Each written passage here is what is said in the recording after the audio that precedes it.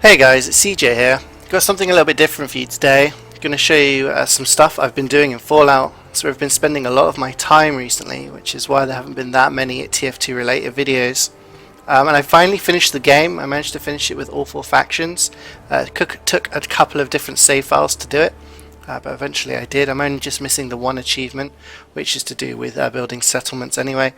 And I thought I'd show you what I've been collecting and some of the power armor, different pieces that I've managed to collect. This is my character. I like using the Silver Shroud armor, so I thought I'd give you a little look at that. But this is the house that I've built in Sanctuary. So there's a lot going on. Spoilers alert! If you haven't finished the game yet, then maybe you don't want to hear some of the spoilers because I'll be touching on a couple of the places where I've picked up bits and pieces. To start off with, this is like the area where I keep all of my stuff up top here. That's the drinking buddy, which you get from one of the quests. And you can get him to come and stay at Sanctuary or another settlement. And he just kind of chills outside. Like, I think he's blocked, so he can't actually walk around. So he just kind of stays there with Codsworth, and they just kind of stay here indefinitely. But if we go up here, this is kind of like my little house that I built myself. It's my bed and all of that. I've got my jukebox, and in here, this is where I keep all of my legendary items. Every single legendary item I found, I've put in here, and any unique ones as well, and other stuff that I find important. This is just where I put all of my holotapes, all of the pieces of paper, and all the crap that goes in there. Some of the things like models and stuff that I can't really put anywhere else go in there. I've got all of the bobbleheads. Managed to collect all 20. There's an achievement, I think it's for 10, and there's an achievement for 20, and it took me a long time. I've put nearly 150 hours into the game so far. I managed to find all of those, and then there's all these magazines as well. I haven't found all of them yet. I tried to keep track of how many I've had of each.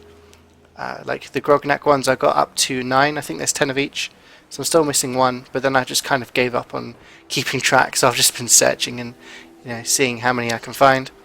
I actually found loads of pool balls, so I actually put them on the table because I think it looks pretty cool. You can't actually play pool though, because it just Anyway, so we'll go down, and if we jump down here, this is where I keep all of my power armor. This is my little garage. I've got all of these frames and stuff that you can find around the wasteland, and depending on what level you are when you find them, different pieces can appear on it. So I've got a few pieces, a few different kind of complete sets. I've got a bunch of Raider power armor. At the start of the game, I got really hyped when I kept finding loads of pieces of Raider armor. I was like, oh yeah, this is so cool, I'm going to have loads of suits of power armor, and I've got 3 sets, but you can't really upgrade them much. Then you go up to power 2, other than power 1, which is the original, and you can't paint them, you can't really upgrade them that much. It's just pretty pointless, but I've just got them there for the sake of collection, I guess. The first one you start off, which is decent, is the T45. This is the original one I got. This is what it looks like when it's upgraded to F. I think you need, I think it's just Blacksmith perk that you need to upgrade it to the maximum. I think you need, or Armorer, I think it might be, I can't really remember. But that's what it looks like when it's fully upgraded to the F, which is the highest. This one is, again, these are all of these are all upgraded maximally. This is one with the Minuteman paint. You get that for being part of the Minutemen, which is pretty difficult to not find. It's pretty simple to find that. This one's the Vault-Tec. Don't know how you get the Vault-Tec paint, but I'm guessing you get it just for coming out of the vault. And that just gives you kind of a blue colour.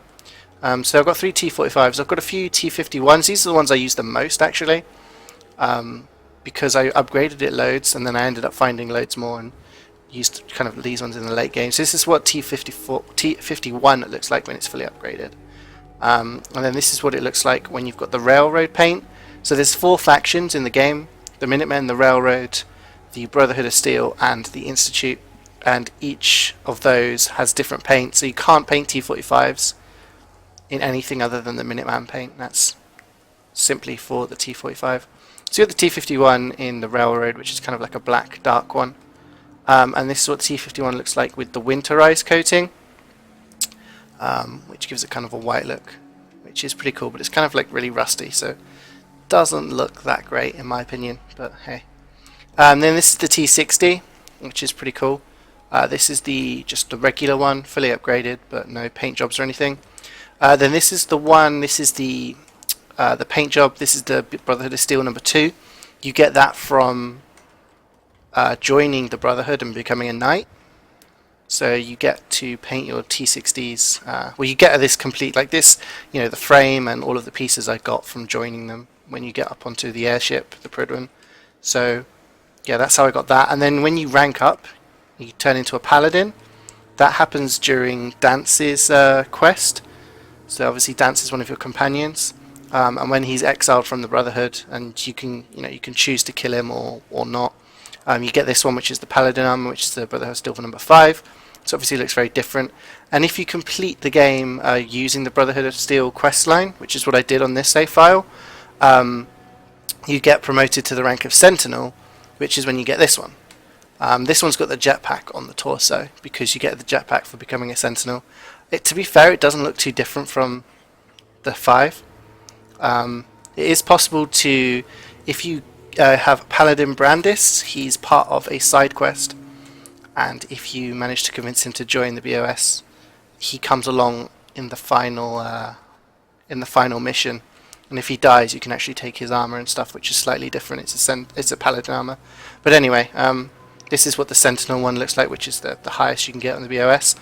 And then this is the Atom Cats. Now they're like a faction that you can find, and you can buy the paint job from them. It's pretty expensive. It's a few thousand caps, if I remember correctly.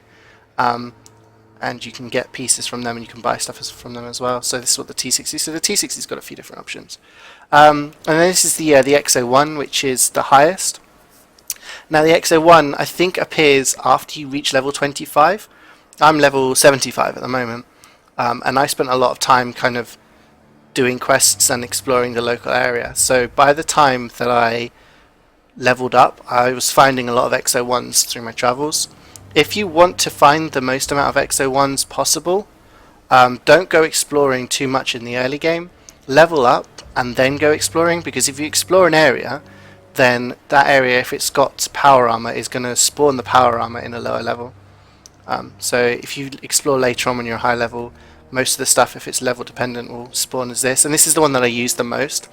They've got different kind of coatings on them, so it pretty much means I can walk through anywhere with radiation and not die, which is basically the one I use the most. This is the one with the flames job, makes it look red. This is the one with pink. It looks very odd, but it's one of the other paint jobs you can have. And this is the one with the shark. They're all the ones you find from Horridor, I think. So it's the shark one for the XO1. You can actually use these on all of the power armors, but obviously I wanted to collect XO1s. This is the military one, which again you can use on anything. It gives you this kind of green, which I love green, and it looks pretty cool.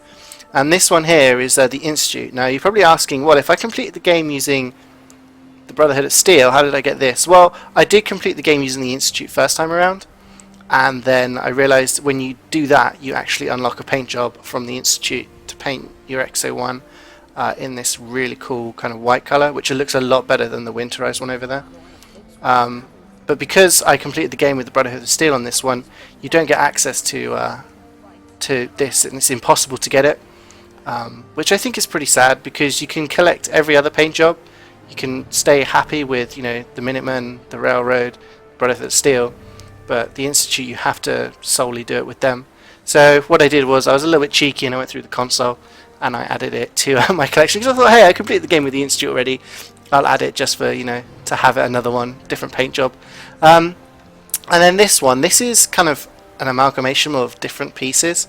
Now you've got the piezonucleic chest, which I think mine spawned as a T51, because that's when I did the quest. There's a quest that you can do, or a mission, inside a scientific kind of facility, and what it does, you actually spawn this, and it's got kind of legendary. So these are like, I don't know, legendary / unique stuff. You've got the helm as well. You complete that when you're a paladin, I think, and there's a quest to kill Virgil, and if you either kill him or convince them to not, you get that.